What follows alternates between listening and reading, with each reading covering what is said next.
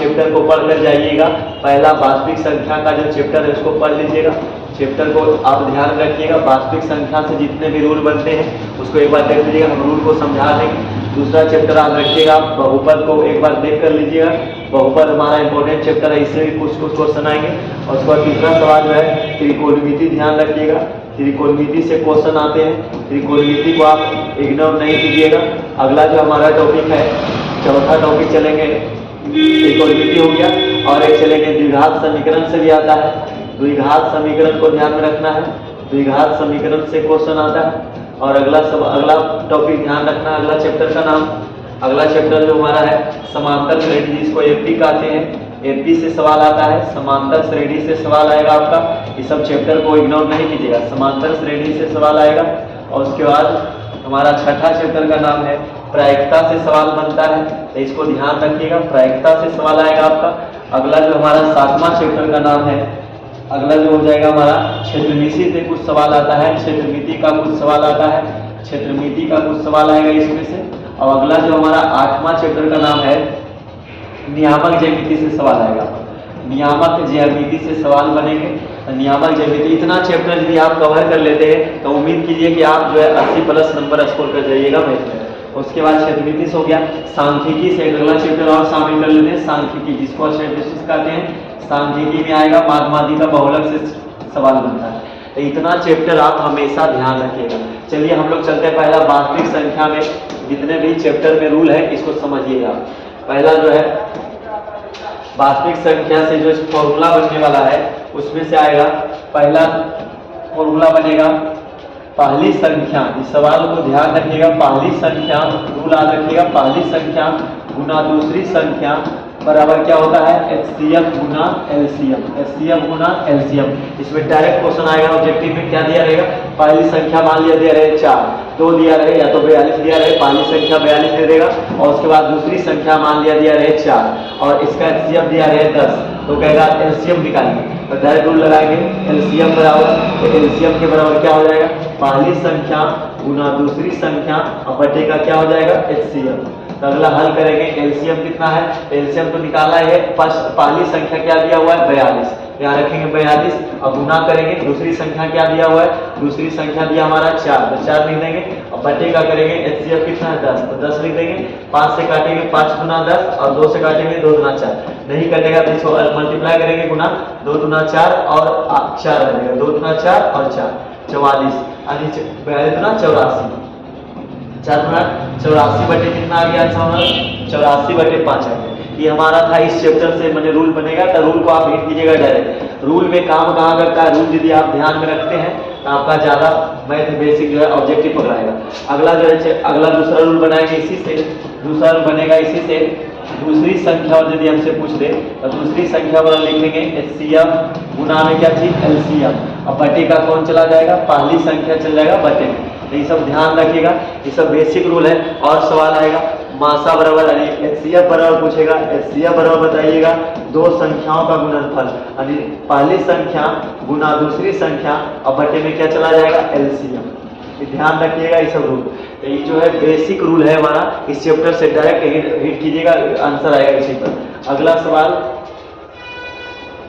अगला जो हमारा आएगा इसमें से आता है निम्न संख्याओं का आभाज्य गुणनखंड, इसमें ज्यादातर पूछता है HCF। आभाज्य गुणनखंड मेरे द्वारा तो नहीं पूछेगा, लेकिन दे देगा सवाल कि दो संख्याओं का, दे देगा सवाल डायरेक्ट, दो संख्याओं का मासा, दो संख्याओं का मासा क्या है, मासा दिया रहेगा दो संख्याओं का मासा 5 और लासा दिया रहे, यदि मान ले लासा दिया रहे 20, तो कहेगा पहली संख्या और पहली संख्या दिया रहे 5 तो दूसरी संख्या क्या हो, ऐसा सवाल भी दे सकता है। तो दूसरी संख्या डायरेक्ट लगाएंगे, दूसरी संख्या बराबर, दूसरी संख्या और लगाएंगे रूल, पहली दूसरी संख्या हो जाएगा HCF गुना में LCM और बटे का हो जाएगा कौन संख्या, पहली संख्या।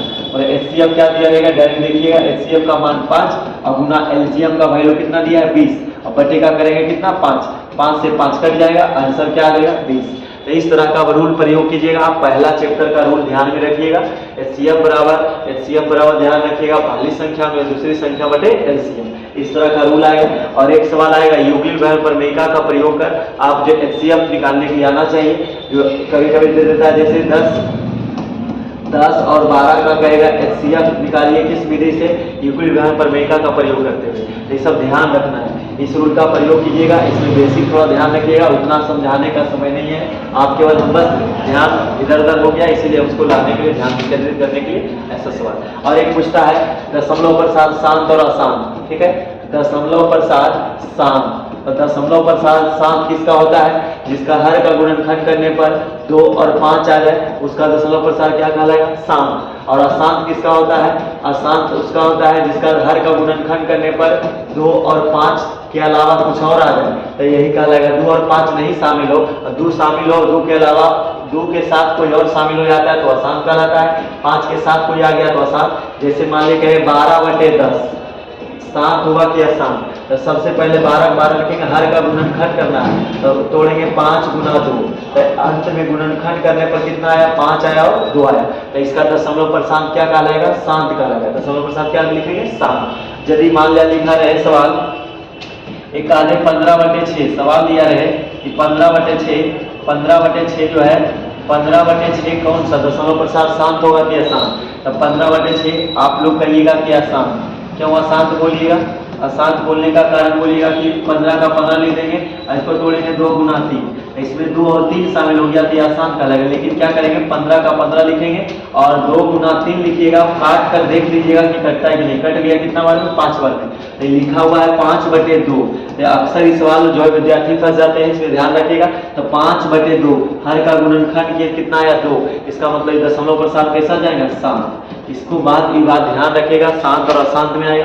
कहेगा पाई कैसी संख्या है, तो पाई एक अपरिमेय संख्या है, पाई कैसी संख्या है, एक अपरिमेय संख्या। इस तरह का बात है वास्तविक संख्या के चैप्टर से ध्यान रखिएगा। शांत दशमलव प्रसाद शांत और अशांत बुलाता है, कभी कभी ऐसे देगा 0.74 रेखरी को कहेगा भिन्न में लिखिए, तो भिन्न में कैसे लिखेंगे, 0.74 लिख दीजिएगा, जितना अंक पर रेखरी उतना 9 लगाइएगा, ठीक है। जिस पर रेखरी में उसको घटा लेना है, कितना घटाना है, तो जितना अंक है सबको घटाना है, तो घटाएंगे कितना 7, और जो घटा कर आएगा वही आंसर आएगा।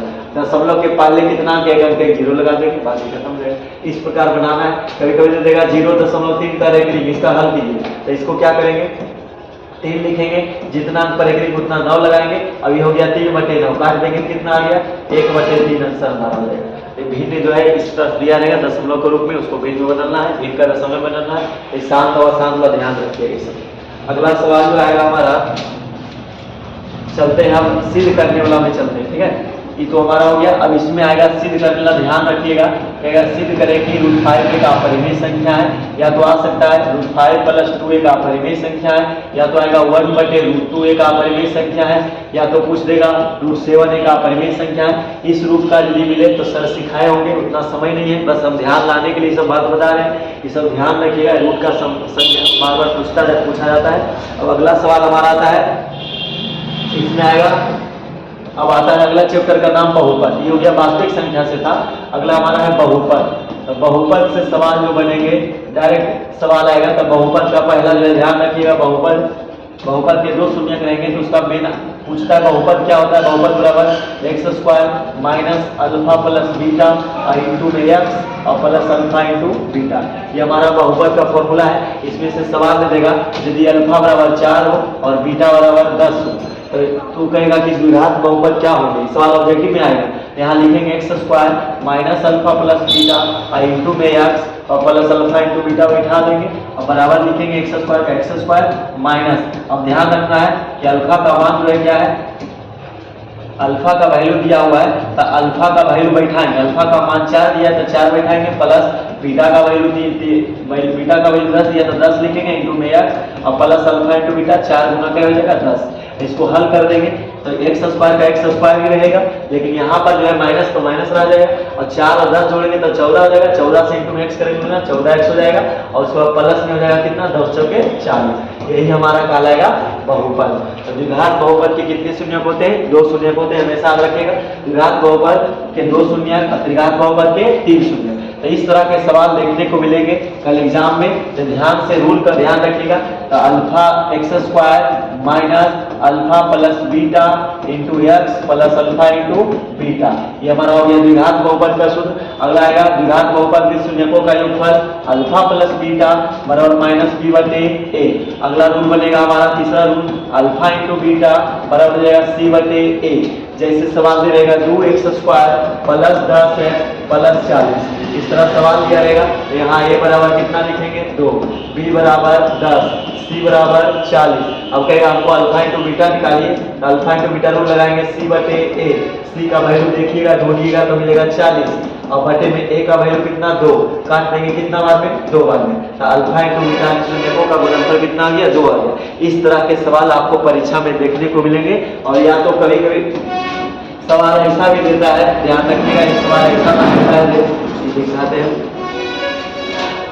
एक सवाल अक्सर पूछा जाता है, सवाल दिया रहेगा 2x स्क्वायर, सवाल इस तरह का रहेगा, एक बार देख लीजिए।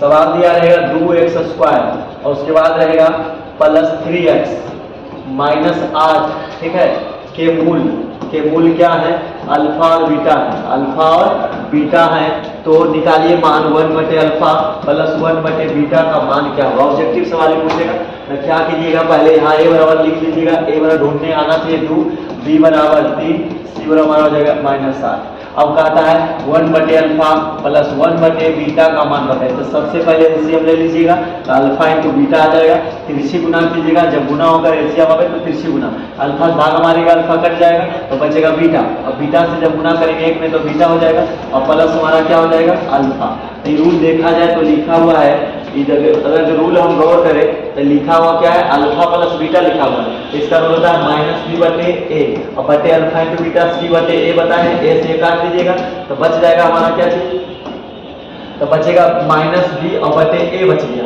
तो बराबर देंगे माइनस का माइनस, बी का वैल्यू देखिए कितना है, बी का वैल्यू है माइनस का 3 और बटे ए का वैल्यू कितना है 2, तो माइनस 3 बटे 2 हमारा आंसर आ गया 1 बटे अल्फा प्लस 1 बटे बीटा का। तो इस तरह के सवाल आपको बहुपद से देखने को मिलेंगे। और कभी कभी सवाल दे देगा, एक सवाल ऐसा भी देगा, एक सवाल ऐसा रहेगा, देखिएगा थोड़ा से सवाल को ध्यान से इग्नोर नहीं कीजिएगा, ध्यान से जो समझा रहे वही सब सवाल आएगा। सवाल दे देगा कि द्विघात बहुपद के 2 मूल इस तरह से हैं 2 और 3, द्विघात बहुपद के 2 मूल हैं तो द्विघात बहुपद ज्ञात कीजिए, ठीक है, द्विघात बहुपद क्या होगा, सवाल ऑब्जेक्टिव में आएगा। तो द्विघात बहुपद डायरेक्ट रूल लगाइएगा x square minus alpha plus beta into x और प्लस का अल्फा इंटू बीटा, प्लस का अल्फा इंटू बीटा बराबर लगाएंगे एक्स स्क्वायर माइनस अल्फा, पहला जो देता है अल्फा का वैल्यू देता है, दूसरा देता है बीटा का वैल्यू। अल्फा का मान कितना हो गया, तो यहाँ रखेंगे अल्फा का मान 2 और प्लस लिखेंगे बीटा का मान 3 इंटू में एक्स और प्लस अल्फा इंटू बीटा का मान 2 गुना 3 हो जाएगा। अब इसको हल करेंगे एक्स स्क्वायर माइनस 2 और 3 हो जाएगा 5, जोड़ेंगे अंदर 5 आएगा, 5 से गुना करेंगे तो माइनस 5x और प्लस का 2 दिया कितना हो गया 6। इस तरह के सवाल आपको बहुपद से आ सकते हैं, ठीक है, आप इसको हमेशा ध्यान रखिएगा, रूल ध्यान रखिएगा, सब बन जाएगा, घबराना बिल्कुल भी नहीं है, जैसा भी सवाल दे बहुपद से उसको बना करेंगे।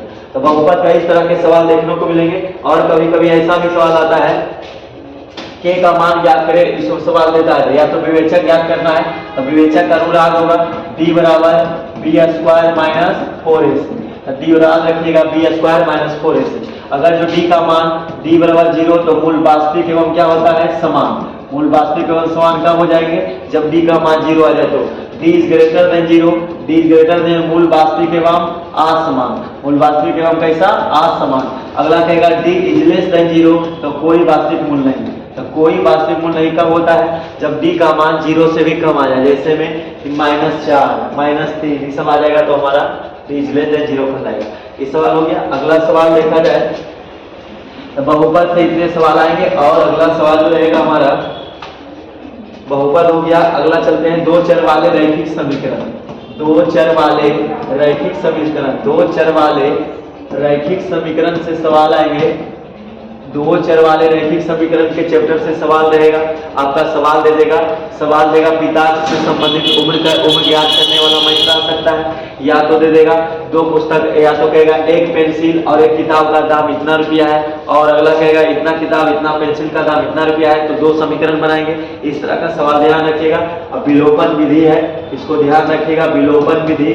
विलोपन विधि से डायरेक्ट पूछता है कि आप जो दिए गए समीकरण को विलोपन विधि से हल करें, प्रतिस्थापन विधि से हल कीजिएगा, इसको ध्यान रखना है। प्रतिस्थापन विधि, अगला आएगा तुल्यांकी विधि, को सबको ध्यान रखिएगा एक बार। तुल्यांकी विधि, एक आएगा बजगुणन विधि। बजगुणन विधि से पूछ सकता है सवाल, तो इस सब बात को ध्यान रखिएगा। बजगुणन विधि x बराबर C1V2 माइनस C2V1 बटे A1V2 माइनस A2V1, इसका रूल ध्यान रखिएगा। अगला इस तरह का रूल प्रयोग करके आप दिमाग लगा के बना सकते हैं, घबराना बिल्कुल भी नहीं है। बजगुणन विधि आएगा, इस तरह का सवाल देखने को मिलेगा। या तो सवाल ये भी दे सकता है पिता की आयु पुत्र की उम्र के 3 गुने से 3 वर्ष अधिक है, ऐसा वाला सवाल आपको देखने मिलेगा। तो दो चर वाले रैखिक समीकरण से इस सब बात को देख लीजिएगा। या तो ऐसे भी आता है, बराबर पूछता है किसी भिन्न के अंश और हर में 2 जोड़ दिया जाए तो इतना हो जाता है, इस तरह का सवाल देखने को मिलेगा। इन दो चर वाले रैखिक समीकरण, ये सब बात ध्यान रखिएगा। और एक रूल इसी से पूछता है, दो चर वाले रैखिक समीकरण से आएगा सवाल आएगा, यदि A1 बटे A2 is not equal to B1 बटे B2, तो दिए गए समीकरण निकाय का एक कैसा हल होगा, एक अद्वितीय हल होगा तथा या क्या होगा, अविरोधी निकाय होगा। अद्वितीय हल होगा तथा या क्या होगा, प्रतिच्छेदी, इसको भी कहेंगे प्रतिच्छेदी होगा। और अगला रहेगा अविरोधी निकाय, विरोधी निकाय। अगला सवाल रहेगा यदि A1 बटे A2 बराबर B1 बटे B2 बराबर C1 बटे C2, तो ये कैसा हल होगा, समांतर भागेगा। रेखा कैसा जाएगा, समांतर, अनेक हल होंगे। ठीक है, इसमें ध्यान रखना है कि अनेक हल होंगे और समांतर जाएगा रेखा।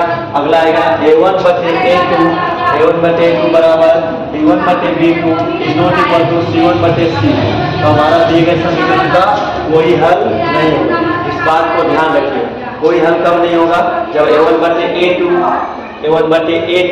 बराबर B1 बटे B2 is not equal to C1 बटे C2, तो दिए गए कोई हल नहीं। ठीक है, इस तरह ध्यान रखिए। अभी जो आएगा समांतर भी जाएगा, संपाती भी इसको कहते हैं, संपाती रहेगा, संपाती हो जाएगा, और इसी को संगत कहा जाता है। इसी में आएगा संगत हल कब होंगे, जब दो ग्राफ रेखाएं A1 बटे A2 बराबर B1 बटे B2 बराबर C1 बटे C2, तो दिए गए समीकरण निकालकर समांतर जाएगा रेखा, अनेक हल होंगे, संपाती और संगत इसी को कहते हैं। ये सब बात ध्यान रखिएगा दो चर वाले रैखिक समीकरण से। ठीक है, अगला सवाल, अगला चैप्टर हमारा है द्विघात समीकरण। तो द्विघात समीकरण वही है जो द्विघात बहुपद में पढ़े हैं, वही द्विघात समीकरण में आएगा। तो द्विघात समीकरण में आपको ज्यादातर गुणनखंड ध्यान रखिएगा। सवाल दे देगा कि 3x² minus 5x plus p बराबर 0 हो, तो 0 का मूल क्या है, समान है। जिस तरह सवाल दे देगा समान है, तो p का मान क्या होगा, दे देगा 3x² minus 5x plus p बराबर 0 का मूल समान हो, तो p का मान क्या होगा। ऑब्जेक्टिव में पूछता है, तो क्या करेंगे, सबसे पहले ध्यान दीजिए कि मूल क्या बता रहा है, समान। अब मूल समान बतावेगा तो लिखेंगे d बराबर क्या चीज, 0। जब मूल समान हो जाए तो d के बराबर क्या हो जाएगा, 0। और d का फॉर्मूला जानते हैं, b² माइनस 4ac, इधर रूल लगाएंगे और बराबर 0। b का वैल्यू कितना है, b का वैल्यू हो जाएगा -5 का, हाँ यहाँ -5 देखिए, b का डायरेक्ट निकाल रहे हैं। a का वैल्यू कितना, a का वैल्यू 3, c का वैल्यू कितना 3, c का वैल्यू 3, तो b² मतलब -5 का होल स्क्वायर और उसका -4 गुना a का वैल्यू कितना, a का वैल्यू आ गया हमारा 3 और गुना c का वैल्यू कितना p बराबर क्या लिखेंगे 0, और माइनस माइनस हो जाएगा प्लस, 5 बचे 25 हो जाएगा, और -4 किया कितना हो गया 12 और गुना में p, तो 12p बराबर कितना 0।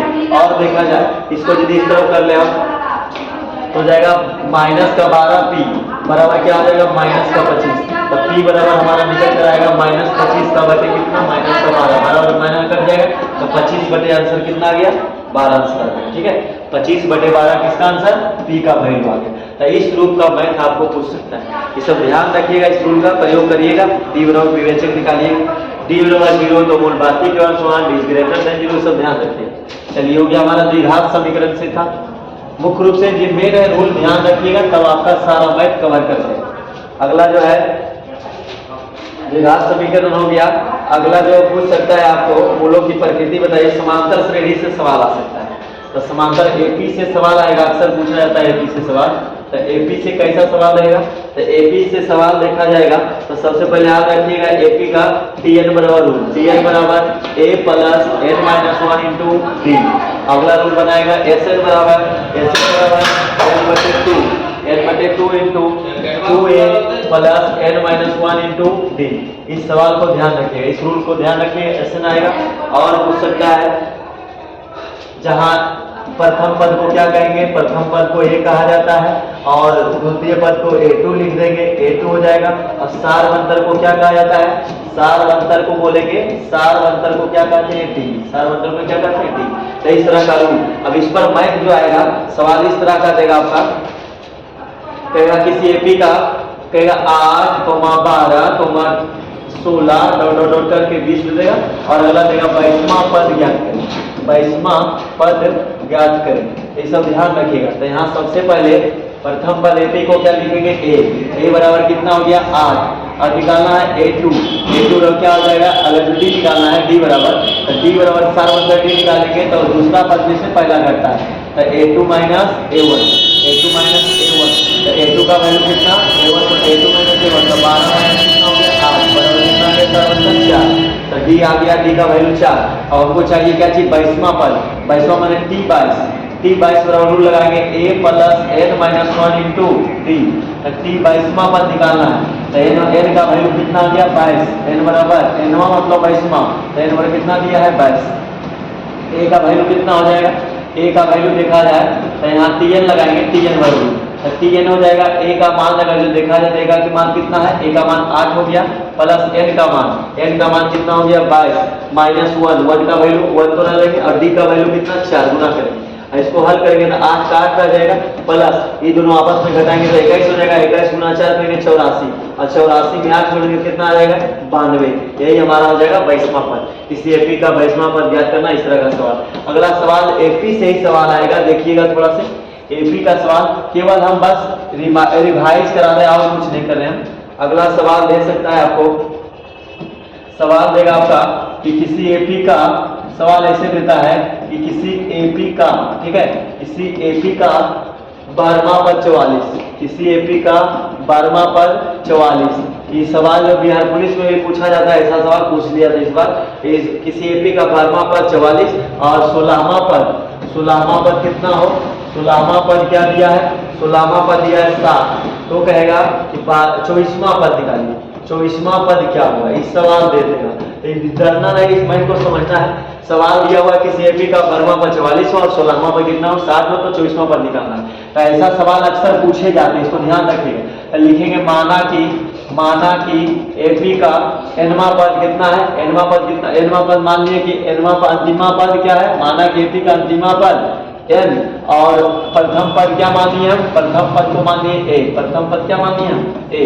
तो इस तरह मान लीजिएगा कि माना कि एपी का प्रथम पद ए सारवंतर डी और अंतिमा पद एनवा मान ली।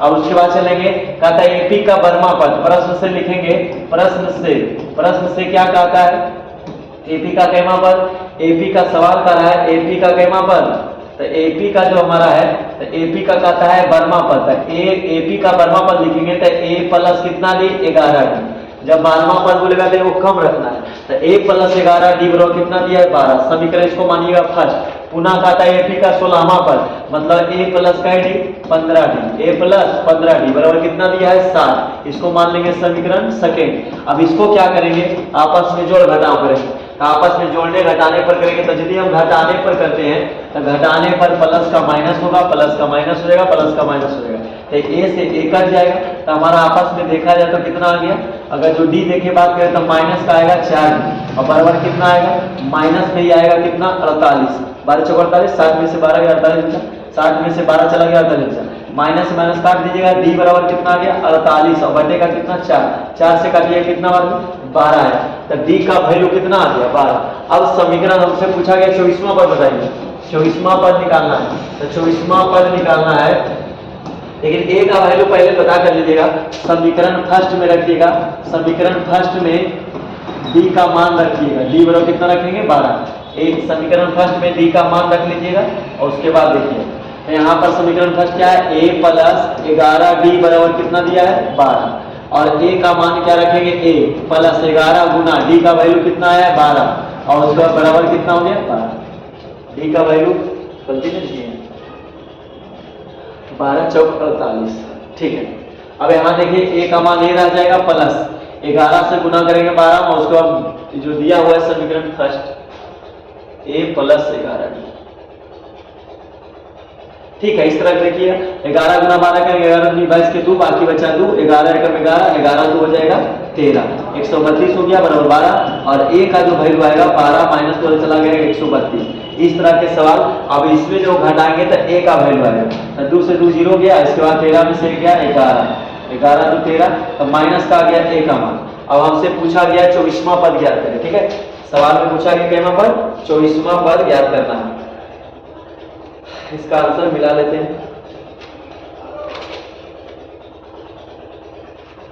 24वां पद निकालना है तो 24वां पद मतलब a प्लस का 23 a प्लस 23 तो a का मान a प्लस 23 तो a का वैल्यू लाए माइनस 110 और प्लस 23 गुने और d का वैल्यू कितना आया है 12।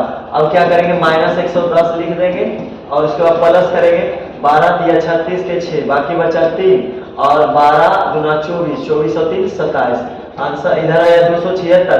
आपस में घटाएंगे 276 में से माइनस कर लेंगे कितना 110 और घटाएंगे 6 हो जाएगा। यहाँ हमारा हो गया 6 और उसके बाद 1 कितना आ गया 166।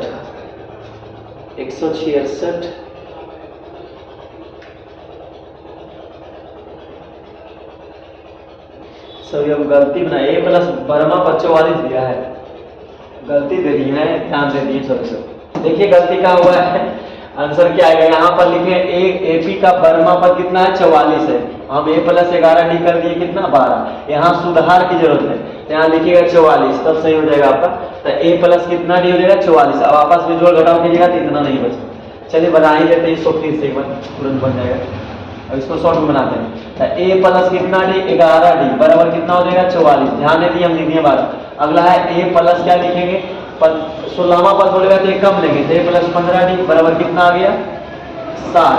इस मान लीजिए समीकरण था कि मान लीजिए समीकरण कटेंगे आपस में घटाएगा तो प्लस का माइनस होगा कट जाए प्लस का माइनस कर देंगे e घटा कर आएगा -4d और आपस में अब यहाँ घटाएंगे ये पैसा दिया तो 10 में यहाँ हो जाएगा 6 और उसके बाद e बचेगा कितना 5 5 में 4 गया 1 यानी 64 और 16 44 16 60 हो जाएगा। ठीक और यहाँ माइनस में बच जाएगा, माइनस में कट गया 4 चौक 16 d का मान कितना आ गया 4।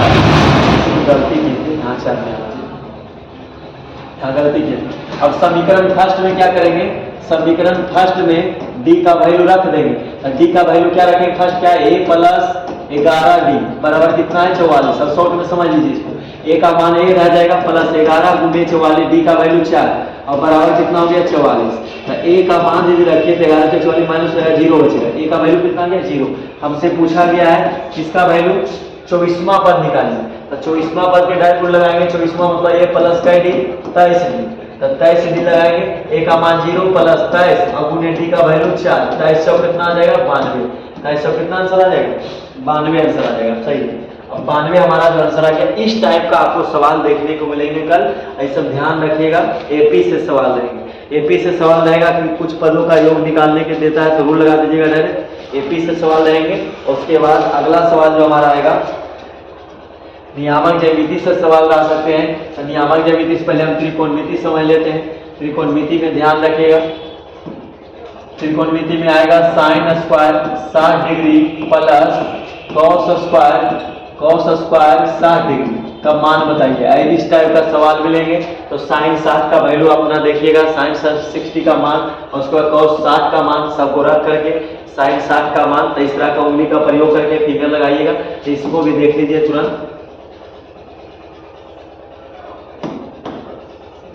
इसमें जो है हम एक फिंगर बना लेंगे। अब फिंगर का जादू देख लीजिए, तुरंत खत्म हो जाएगा। 3 1 4 3 मान लीजिए कि हाथ है, इसमें हाथ में यहाँ लिख लीजिएगा 90 डिग्री अंगूठा पर और उसके बाद लिख दीजिएगा 90 के बाद 60 डिग्री, यहाँ लिखिएगा 45 डिग्री, यहाँ 30 डिग्री और यहाँ लिख दीजिएगा 0 डिग्री। इस पर बहुत जल्दी से बन जाते हैं सवाल। कैसे बनाएंगे देखिएगा। सवाल कर रहा है साइन स्क्वायर 60 डिग्री का मान बताइए। तो जो पूछता है इसको 90, 60, 45, 30, 0 इस तरह जब साइन पूछेगा तो साइन की दिशा इधर चलना है। जब साइन पूछेगा इस दिशा चलना है, कॉस पूछेगा तो अपोजिट चलना है, एंटी क्लॉकवाइज चलना है, घड़ी के विपरीत दिशा में कॉस चलना है। ठीक है। अब आपसे पूछा गया साइन स्क्वायर 60 डिग्री, तो साइन 60 का मान 90 हो गया, 60 हो गया। 60 के लिए इधर चलेंगे तो कितना उंगली बच गया, जितना उंगली जो कहेगा उसको छोड़ देना है। 60 बोला तो 60 को छोड़ देंगे और गिनती करेंगे तो हमारा 1, 2, 3 उंगली बचा। तो इसके लिखेंगे √3 और बंटे में हमेशा रूट लगा देना है 2 और स्क्वायर लगा देंगे होल स्क्वायर। प्लस का प्लस लिखेंगे कॉस स्क्वायर 60, तो 60 तो यहीं पर है, कॉस के लिए कह रहा था इस दिशा में चलेंगे तो 1 उंगली बच गया, 1 उंगली पर रूट लगाएंगे तो 1 ही आएगा और बटे में क्या लिखेंगे 2 और इसको लगा देंगे होल स्क्वायर। तो एक ट्रिक से सीख जाइएगा जल्दी से। ऐसे वीडियो होगा पड़ा हुआ देख लीजिएगा एक बार। इसमें देखिएगा आ जाएगा कितना 3/4 प्लस में इसमें आएगा 1/4। एलसीएम लेंगे कितना आएगा 4, ऊपर आ जाएगा 3 + 1 मिला देंगे कितना हो जाएगा 4/4। काट देंगे कितना बार में 1 बार। तो इस टाइप के सवाल आपको त्रिकोणमिति से देखने को मिलेंगे। ठीक है। अगला सवाल जो दिया रहता है, अगला सवाल रहेगा त्रिकोणमिति से ही इस तरह का सवाल। डिग्री ला आप याद रखिएगा, मान उसको रख दीजिएगा, भर दीजिएगा आंसर। अगला सवाल देगा एपी से ही। एपी का सवाल रह सकता है आपका, एपी का त्रिकोणमिति से। त्रिकोणमिति से सवाल देंगे, त्रिकोणमिति से सवाल आपका प्रूफ करने वाला भी रहेगा, तो प्रूफ में रूल में ध्यान रखिएगा, नहीं बनेगा तो छोड़ दीजिएगा। मीनार से सवाल आता है। सवाल दिया रहेगा कि 15 मीटर ऊंची मीनार से, कहता है 15 मीटर ऊंची मीनार से कुछ दूर खड़ा एक लड़का चोटी को देख रहा है। इस तरह का सवाल रहेगा 15 मीटर ऊंची मीनार। तो मान लेंगे जैसे जैसे सवाल कहेगा उसे से चलना है। तो 15 मीटर ऊंची मीनार मान लेंगे। 15 मीटर ऊंची दीवार से कुछ दूर खड़ा एक लड़का चोटी को देख रहा है। मान लें कि इस बिंदु पर कोई लड़का खड़ा है और इस चोटी को देख रहा है, यहाँ पर समकोण बनेगा। और कहता है कि यदि चोटी का उन्नयन कोण 60 डिग्री हो, यहाँ पर कितना डिग्री बनेगा 60 डिग्री। अब बताता, अब कह रहा है सवाल आपसे कि लड़का का मीनार से कितना दूर है। तो इसको मान लेंगे A, B और C। तो इसको लिखना कैसे, लिख लीजिएगा कि माना कि मीनार की ऊंचाई AB बराबर 15 मीटर और उसके बाद लड़के के बीच की दूरी बिंदु B से C के बीच की दूरी मान लिया x मीटर, इसको मान लिया। अब यहाँ 60 लगाना है, तो लंब भी है ये आधार है, तो डायरेक्ट लगाएंगे रूट tan 60 डिग्री। ऑब्जेक्टिव में पूछेगा ऐसा सवाल tan 60 डिग्री और लंब बटे आधार, तो लंब कितना 15 बटे आधार कितना x मान लिए इसको, और tan 60 का मान √3 हो जाएगा बराबर 15 बटे कितना x। तिरछे गुना करेंगे तो यहाँ हो जाएगा x √3 या तो 3√x बराबर कितना 15, और x बराबर जब लिखेंगे तो 15 बटे में चला जाएगा √3 और गुना कर लेंगे √3 बटे √3 से। और जब आपस में देखा जाए तो इसको गुना किए भी आ जाएगा 15√3 और बटे में कितना आ जाएगा √3 गुना 3 आएगा। 3 से काटेंगे कितना बार में 5 बार में, तो आंसर कितना आ गया 5√3 आ गया। यानी लड़के से यानी मीनार से लड़के के बीच की दूरी कितना आ गया 5√3 मीटर। मतलब ऐसा सवाल आप एक टाइप इस टाइप का सवाल देख लीजिएगा। हम समझाना यही चाह रहे हैं, हमको बताने का कोई मतलब मेरा उद्देश्य है कि आप इस टाइप के क्वेश्चन को 1-2 बार देख लीजिएगा, तभी आपका कल्याण हो सकता है मेरे। अगला सवाल जो दिया रहेगा डिग्री लग बता के दिए। सवाल ऐसा रह सकता है कि त्रिभुज, सवाल दिया रह सकता है कि त्रिभुज ABC में कहेगा त्रिभुज ABC में साबित करें। ठीक है, साबित कीजिए कि साइन, सवाल देता है साइन B + C/2 बराबर cos A/2। ऐसा सवाल हो सकता है, मिल जाए आ जाए। तो इसमें क्या करेंगे, सबसे पहले लिखेंगे त्रिभुज के तीनों कोणों का योगफल का डिग्री 180 डिग्री। तो जो कह रहा है लिखेंगे A + B + C बराबर का डिग्री 180 डिग्री। तीनों कोण जोड़ दिए 180 हो गया। अगला जब देखो यहाँ पर B और C बोलेगा तो B + C अपने तरफ रख लीजिएगा, B + C, और उसके बाद बराबर लिखिएगा 180 डिग्री। जो प्लस का ये है उस तरफ चला जाएगा, माइनस का ये हो जाएगा। और दोनों में क्या कीजिएगा, दोनों तरफ दोनों से 2 से भाग लगाएंगे। इसमें भी 2 से भाग, 2 से भाग, सब में 2 से भाग लगा दीजिएगा। ये तो कटेगा नहीं, एलसीएम तो रहेगा 2, लेकिन ऊपर आएगा B + C बराबर हमारा इधर हो जाएगा। आप समझ रहे होंगे कि ये सब बात पढ़ा हुआ होगा, पढ़ाए होंगे सर। तो 90 डिग्री हो जाएगा, माइनस का A/2 हो गया। अब इस तरफ क्या लगा हुआ साइन, तो हम दोनों में लगाएंगे साइन। इधर भी साइन लगाएंगे और ब्रैकेट लिख देंगे, यहाँ भी साइन लगाएंगे और दोनों तरफ क्या करेंगे, अब फंक्शन समझिएगा। तो यहाँ लिखेंगे साइन B b+c/2 हो गया हमारा। और इंटू में देखा जाए तो sin 90 डिग्री माइनस ए होता है sin 90 degree minus theta cos theta, तो cos का cos लिखेंगे और थीटा की जगह क्या दिया हुआ है a/2, इस तरह लिख देंगे RHS प्रूफ, इस तरह प्रूफ हो जाएगा। तो ये आप ध्यान रखिएगा त्रिकोणमिति से ऐसा सवाल। बाकी और जो सवाल आएगा त्रिकोणमिति से हो गया, माध्य माध्यिका बहुलक से सवाल याद रखिएगा, ज्यादातर जो है माध्य का रूल आता है, रूल भी ध्यान रखिएगा, माध्य माध्यिका बहुलक से सवाल आएंगे। और उसके बाद पासा से आएगा प्रायिकता का रूल, प्रायिकता देखिएगा सवाल देगा प्रायिकता से। और सवाल आ सकता है वृत्त का क्षेत्रफल पूछ सकता है, तो वृत्त का क्षेत्रफल याद रखिएगा πr²। बेलन का आयतन पूछेगा तो बेलन का आयतन भी पूछेगा, और उसका बेलन का शंकु का, ये सब सारा रूल आप ध्यान रखिएगा, रूल को एक बार देख लीजिएगा।